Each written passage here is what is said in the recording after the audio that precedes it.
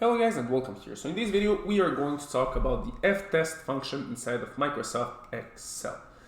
So this function will return the result of an F.TEST based on two data sets or data arrays. So we have the data set right here and the data set right here. So what exactly is an F.TEST? So an F.TEST will return two-tailed probabilities that the variance in array 1 and array 2 are not significantly different. So in order to be able to run this function, as I said, we need two arrays. So data array number 1 and data array number 2. To be able to write down this function, it's pretty simple. We'll write it down right here. So we'll start with an equal sign, and then we can just write down f.test. And we can open up our parentheses.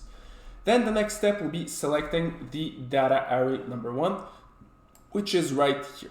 Once it's done, we can just select the data array number 2, that is right here. And then once it's done, we can just run the test.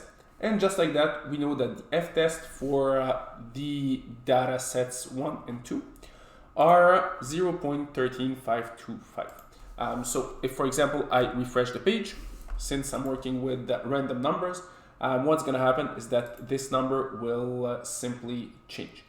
So this is how we use the F.TEST function inside of Microsoft Excel. So just like this. So as always, if you want to learn more about Microsoft Excel, you can check out my courses in the link down below. And if you like this video, don't forget to leave a like, to subscribe, and see you in another of my videos.